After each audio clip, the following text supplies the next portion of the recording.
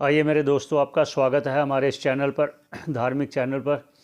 सभी के मंगल की कामना करते हुए, ईश्वर को प्रणाम करते हुए, गुरुजनों को प्रणाम करते हुए, आचार्यजनों को प्रणाम करते हुए आगे चर्चा शुरू करते हैं।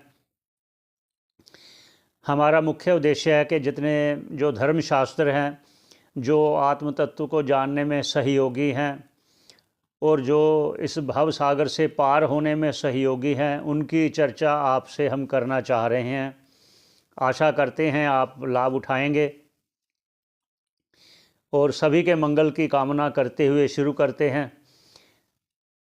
हमारे जो 6 शास्त्र हैं उनका कथन करते हुए हमारा ये है मन के जो वेदों में कहा गया है वो अंतिम भाग वेदांत का है, उपनिषदों का है। उपनिषद कहे गए हैं वेदों में अंतिम भाग को, जो आत्म तत्व को ही बता रहे हैं इस भव सागर से पार होने में, जो हमें सहायक हैं। अब एक है ये 4 वेद, सभी जानते हैं कि 4 वेद हैं, ऋग्वेद, यजुर्वेद, सामवेद, अथर्ववेद, और एक पंचम वेद भी है, 5वां वेद भी कहा गया है। उस पर चर्चा अब करेंगे। वो 5वां वेद है, उसका नाम है महाभारत। महाभारत को आप में शंका हो सकती है कि उसको वेद क्यों कहा। किसी में के मन में शंका हो सके वेद कैसे कह दिया। वो प्रमाण भी बताते हैं वेद क्यों कहा। एक उसमें कर्मों के बारे में भी कहा गया है और आत्म तत्व के बारे में भी कहा गया है, और बहुत सी कथाओं के बारे में कहते हुए उस परमात्मा का वर्णन किया गया है कथा के रूप में। अब जिनके मन में शंका ऐसी हो रही है कि उसको वेद क्यों कहा, उस पर चर्चा करते हैं। आप सब जानते होंगे कि भगवत गीता महाभारत का ही एक अंश है, एक भाग है, एक अध्याय का हिस्सा है। भगवान वेद व्यास जी ने जब रचना किया तो उसमें क्या क्या है जो आत्म तत्व को जानने में सहयोगी है, सिर्फ उन्हीं भागों की चर्चा करेंगे। इसलिए उसको पंचम वेद कहा गया है। सबसे पहले तो ये कहेंगे भगवत गीता। जो भगवत गीता है, जो महाभारत में एक भाग है, वो सारा वर्णन किया गया है। और विष्णु सहस्त्र नाम जो है, विष्णु सहस्त्र नाम, उसका भी वर्णन किया। आप सब जानते हैं विष्णु सहस्त्र नाम का पाठ करने से बहुत पुण्य का फल मिलता है, जिसका है प्रथम ही है उसका श्लोक, यस्य स्मरण मात्रेण जन्म संसार बंधनात् विमुच्यते नमस्तस्मै विष्णुवे प्रभ विष्णवे। ये प्रथम है उसका जो श्लोक है। ये वैशंपायन उवाच है, युधिष्ठिर का प्रसंग है, और भीष्म का ये संवाद रूप में ये कहा गया है। ये महाभारत के 6033 नंबर अंक पर, पृष्ठ पर, 6033 नंबर पृष्ठ पर ये अंकित है, अर्थात ऊपर वहाँ वर्णन किया गया है। और इसलिए भी ये उपयोगी है।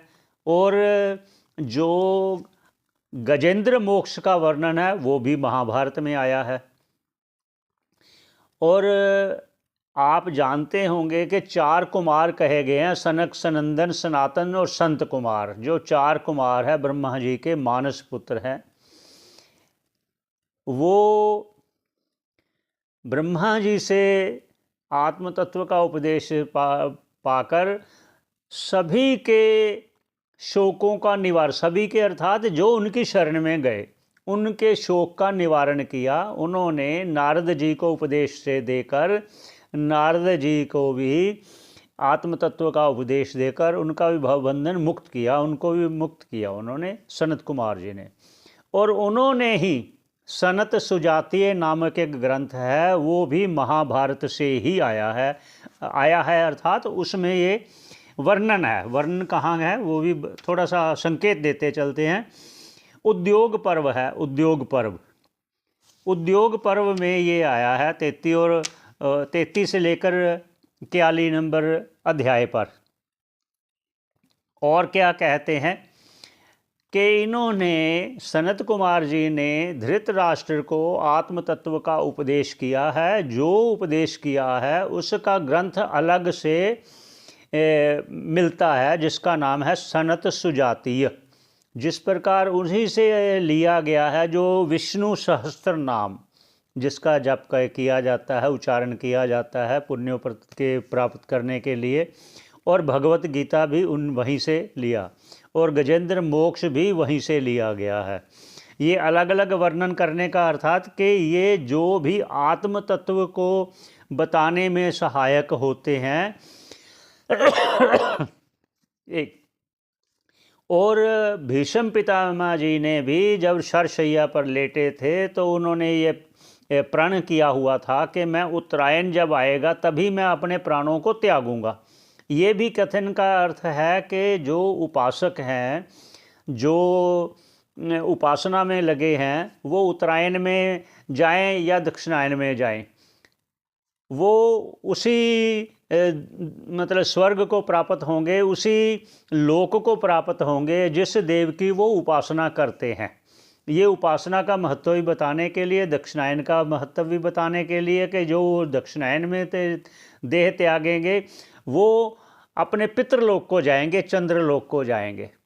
और उत्तरायण का उन्होंने अपना देह त्याग करना सिर्फ लोगों को ऐसा उपदेश देने के लिए, नहीं तो जिसको साक्षात भगवान का जिन्होंने दर्शन किया वो तो कभी भी देह त्याग दें। उनके पिताजी इतने जिन्होंने वरदान दे दिया कि तुम्हारी मृत्यु तब तक नहीं आएगी जब तक आप इच्छा नहीं करोगे।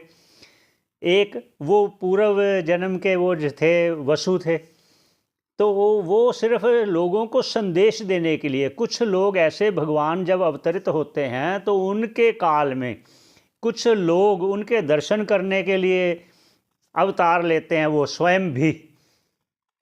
तो ऐसे ही जो लोग जब इतनी तपस्या करते हैं कि हम भगवान के साक्षात दर्शन करें, वो उनकी इच्छा पूरी करने के लिए भगवान भी अवतार लेते हैं और वो भी उसी काल में जन्म ग्रहण करते हैं। वो पुण्यवान लोग जो भगवान को दर्शन करने के लिए ही इतनी इतनी तपस्या करते हैं।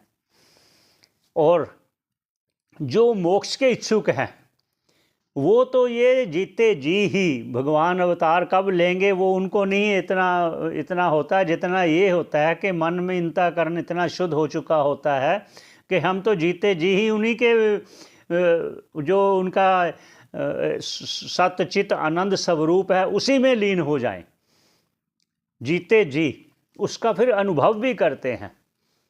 ये था पंचम वेद का वर्णन करने का हमारा ये उद्देश्य था कि आप लोगों को बताएं कि पंचम वेद भी है जो महाभारत है, उसमें क्या क्या, ये तो संक्षेप में कहा है, वो तो भंडार है, उसमें ज्ञान का भंडार है।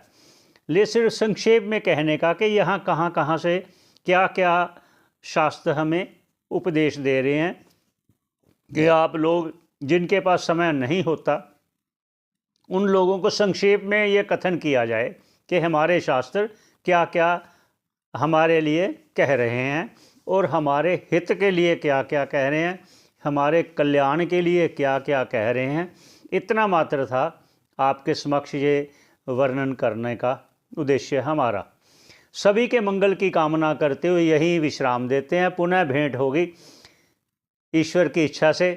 सभी के मंगल की कामना करते हुए यही विश्राम देते हैं। श्रवण करने का बहुत बहुत धन्यवाद।